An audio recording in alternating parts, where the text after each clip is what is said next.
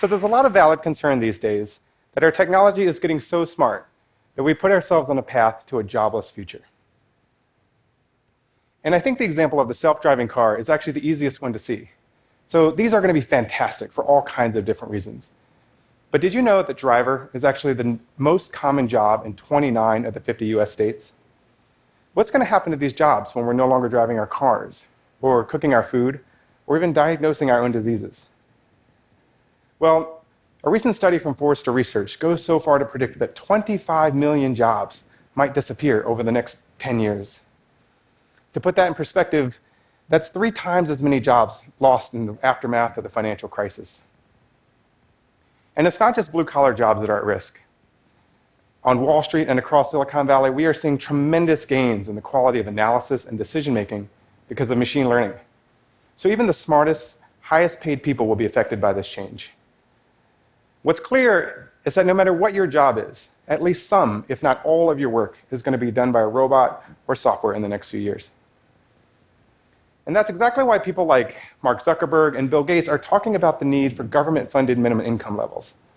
But if our politicians can't agree on things like healthcare or even school lunches, I just don't see a path where they'll find consensus on something as big and as expensive as universal basic life income. Instead, I think the response needs to be led by us in industry. We have to recognize the change that's ahead of us and start to design the new kinds of jobs that will still be relevant in an age of robotics. The good news is that we have faced down and recovered 2 mass extinctions of jobs before. From 1870 to 1970, the percent of American workers based on farms fell by 90%. And then again, from 1950 to 2010, the percent of Americans working in factories fell by 75%. The challenge we face this time, however, is one of time. We had 100 years to move from farms to factories, and then 60 years to fully build out a service economy. The rate of change today suggests that we may only have 10 or 15 years to adjust, and if we don't react fast enough, that means by the time today's elementary school students are college age, we could be living in a world that's robotic, largely unemployed, and stuck in kind of an un-Great Depression. But I don't think it has to be this way. You see, I work in innovation, and part of my job is to shape how large companies apply new technologies. Certainly, some of these technologies are even specifically designed to replace human workers.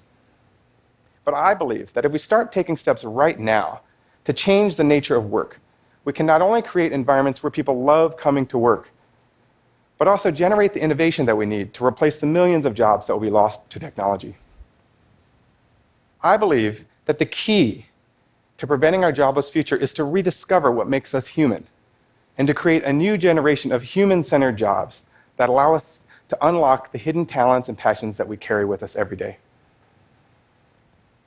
But first, I think it's important to recognize that we brought this problem on ourselves. And it's not just because, we are the ones building the robots. But even though most jobs left the factory decades ago, we still hold on to this factory mindset of standardization and de-skilling. We still define jobs around procedural tasks and then pay people for the number of hours that they perform these tasks. We've created narrow job definitions like cashier, loan processor, or taxi driver, and then asked people to form entire careers around these singular tasks. These choices have left us with actually 2 dangerous side effects. The first is that these narrowly defined jobs will be the first to be displaced by robots, because single-task robots are just the easiest kinds to build. But second, we have accidentally made it so that millions of workers around the world have unbelievably boring working lives. Let's take the example of a call center agent. Over the last few decades, we brag about lower operating costs because we've taken most of the need for brainpower out of the person and put it into the system. For most of their day, they click on screens, they read scripts. They act more like machines than humans. And unfortunately, over the next few years, as our technology gets more advanced, they, along with people like clerks and bookkeepers, will see the vast majority of their work disappear. To counteract this, we have to start creating new jobs that are less centered on the tasks that a person does and more focused on the skills that a person brings to work. For example, robots are great at repetitive and constrained work, but human beings have an amazing ability to bring together capability with creativity when faced with problems that we've never seen before. It's when every day brings a little bit of a surprise that we have designed work for humans, and not for robots. Our entrepreneurs and engineers already live in this world, but so do our nurses and our plumbers and our therapists. You know, it's the nature of too many companies and too many organizations to just ask people to come to work and do your job. But if your work is better done by a robot, or your decisions better made by an AI, what are you supposed to be doing? Well, I think for the manager, we need to realistically think about the tasks that will be disappearing over the next few years and start planning for more meaningful, more valuable work that should replace it. We need to create environments where both human beings and robots thrive. I say, let's give more work to the robots, and let's start with the work that we absolutely hate doing. Here, robot, process this painfully idiotic report. And move this box, thank you. And for the human beings, we should follow the advice from Harry Davis at the University of Chicago. He says, we have to make it so that people don't leave too much of themselves in the trunk of their car. I mean, human beings are amazing on weekends. Think about the people that you know and what they do on Saturdays. They're artists, carpenters, chefs, and athletes.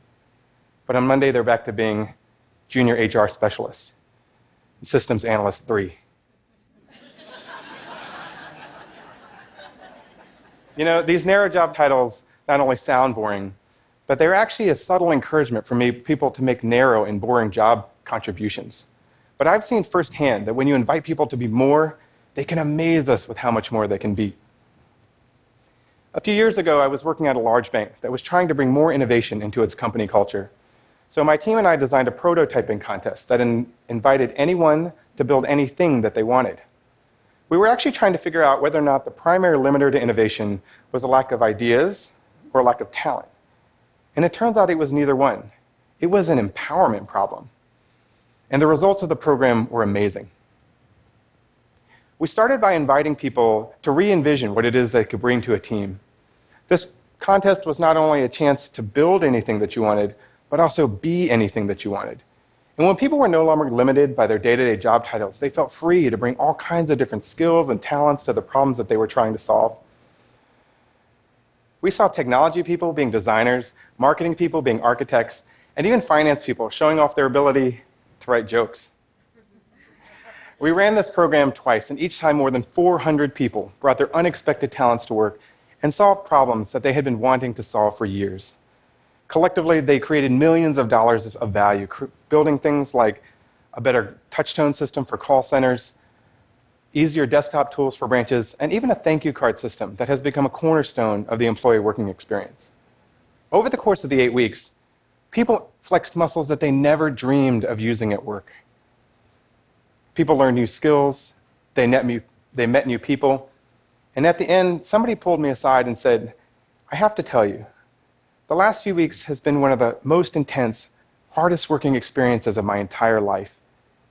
But not 1 second of it felt like work. And that's the key.